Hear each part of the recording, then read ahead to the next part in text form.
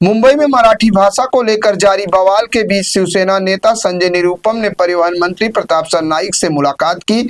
इस दौरान ऑटो और टैक्सी चालकों के लिए मराठी भाषा की अनिवार्यता और कार्रवाई के मुद्दे पर चर्चा की। संजय निरुपम ने मांग की है कि चालकों को मराठी सीखने के लिए कम से कम 1 महीने की अतिरिक्त मोहलत दी जानी चाहिए। उन्होंने कहा कि सरकार को चालकों के प्रति डराने धमकाने के बजाय एक उदार दृष्टिकोण अपनाना चाहिए। निरुपम ने स्पष्ट किया कि महाराष्ट्र में रहने वाले सभी लोगों को मराठी का बुनियादी ज्ञान होना चाहिए, लेकिन इसके लिए किसी भी तरह की जोर जबरदस्ती नहीं होनी चाहिए। वहीं मंत्री प्रताप सरनाईक ने कहा कि आरटीओ और पुलिस को निर्देश दिए गए हैं कि किसी भी जल्दबाजी में कार्रवाई न की जाए और चालकों को भाषा सीखने का मौका दिया जाए। आपको बता दें कि शिवसेना नेता संजय निरुपम ने महाराष्ट्र के परिवहन मंत्री प्रताप सरनाईक को एक पत्र सौंपकर ऑटो और टैक्सी चालकों के लिए मराठी भाषा की अनिवार्यता के फैसले पर उदार रुख अपनाने की मांग की है।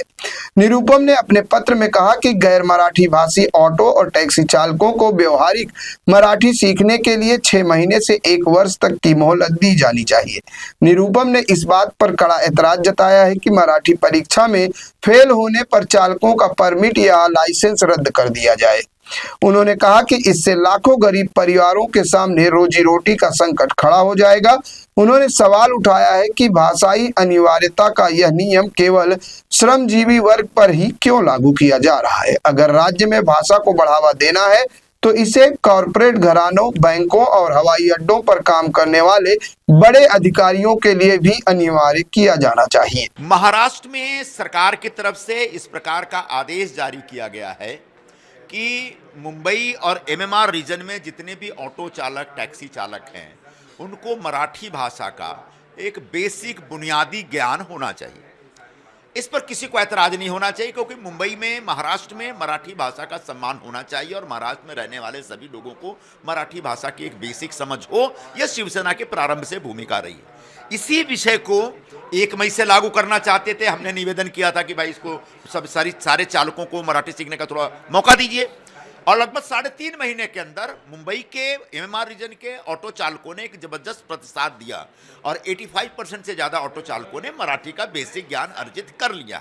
उनको संभवतः प्रमाण पत्र भी मिल गया।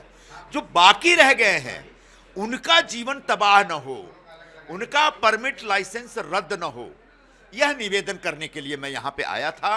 मैंने फोन पर भी इनसे बात की थी। मैंने अपने पार्टी के मुख्य नेता श्री एकनाथ शिंदे जी से भी इस बारे में बात की थी। तब उन्होंने सरकार की तरफ से 12 अगस्त को एक आदेश जारी किया, जिसमें जो लोग अभी तक मराठी नहीं सीख पाए हैं उनको 1 महीने की मोहलत दी गई थी कि आप इस दरमियान सीख लें। अब ये 1 महीने की मोहलत में, यानी 15 अगस्त के बाद से लेकर अब तक ऑटो चालकों को आरटीओ वाले परेशान कर रहे हैं, हैरान कर रहे हैं। उनके परमिट, लाइसेंस, बैज रद्द कर रहे हैं, जब्त कर रहे हैं, उन पर फाइन मार रहे हैं। यह शिकायत लेकर आज मैं मंत्री महोदय के समक्ष आया था। वो भी चौंक गए जान करके। मैंने कहा आप मंत्रालय में बैठे, लेकिन फील्ड की हकीकत, जो जमीनी हकीकत कुछ और है। तो उन्होंने कहा है कि आदेश का, सरकार के आदेश का उल्लंघन अगर कोई अधिकारी करता है तो उसके खिलाफ कार्रवाई की जाएगी, और आने वाले इस 1 महीने में किसी ऑटो चालक को कोई फाइन नहीं मारेगा और कोई भी उसका परमिट या लाइसेंस रद्द नहीं करेगा। हाँ, उसको अगर मराठी ज्ञान नहीं है तो उनको एक नोटिस दी जाएगी और उनको कहा जाएगा कि आने वाले 1 महीने में आप सीख लें। जानबूझ के जो विरोधी पक्ष के लोग हैं वो इस प्रकार की हरकत करेंगे सरकार को बदनाम करने के लिए। सरकार एक अच्छी नीयत से, अच्छी भावना के साथ मराठी भाषा के प्रचार प्रसार के संदर्भ में काम कर रही है। इसका उद्देश्य किसी की रोजी रोटी छीनना या किसी के जीवन को तबाह करना नहीं है। इसका उद्देश्य महज इतना है कि मराठी भाषा की अस्मिता का सम्मान होना चाहिए। और मुझे लगता है महाराष्ट्र में हम जितने भी लोग गैर मराठी भाषी लोग रहते हैं, हम लोग मराठी भाषा का सम्मान करने वाले लोग हैं। हाँ, इसमें अगर कोई जोर जबरदस्ती करता है कि कुछ भी कर लो, हम नहीं बोलेंगे, तो मैं भी उसके खिलाफ।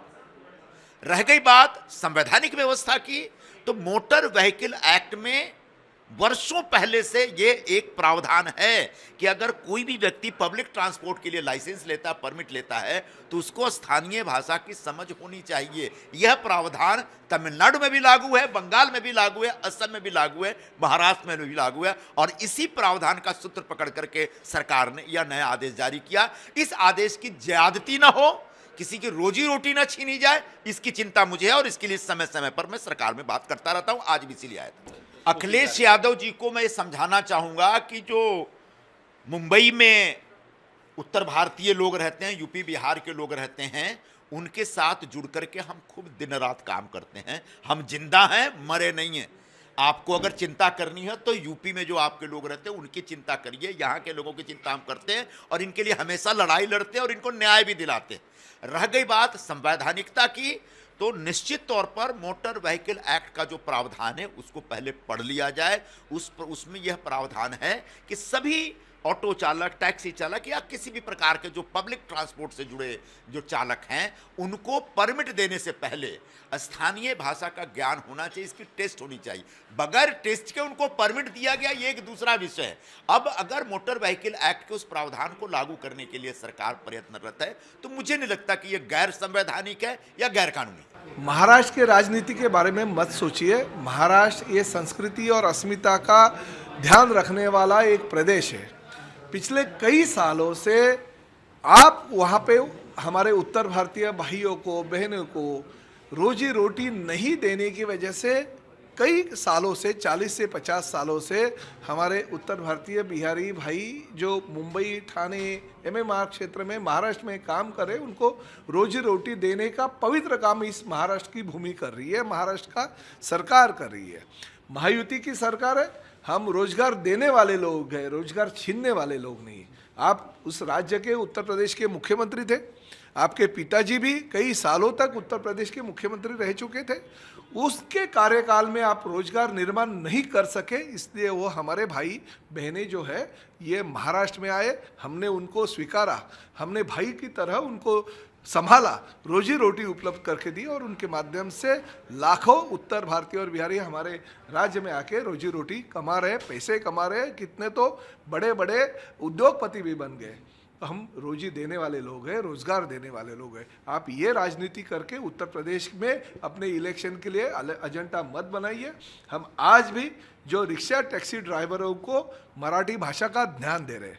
राज्य में 180 जगह पे 1600-1800 शिक्षक हमने तैनात कर दिए और इतना ही हम कहना चाहते हैं कि पैसेंजर के साथ मराठी में संवाद जो है, मराठी अस्मिता को रखते हुए आप संवाद कीजिए। आपको वक्त दिया जाएगा, 1 महीने की मोहलत दी जाएगी, बाद में 3 महीने की मोहलत दी जाएगी और फिर भी अगर आपको मराठी नहीं आएगा तो आपका बैच कैंसिल किया जाएगा। क्योंकि महाराष्ट्र है, महाराष्ट्र रोजी रोटी देना भी जानता है, मगर महाराष्ट्र का अस्मिता, महाराष्ट्र का जो संस्कृति है उसका आदर रखना हर उत्तर भारतीय नहीं, भारतीय का कर्तव्य है और वो कर्तव्य का पालन आपको करना होगा। गलत कार्रवाई नहीं होगी, गलत कार्रवाई नहीं होगी। यहाँ के जो उत्तर भारतीय लोग हैं, मुझे दिखाओ, किसी ने भी मुझे दिखाओ कि हमारे आरटीओ के अधिकारियों ने कि मराठी के ऊपर 500 रुपये का फाइन दिया।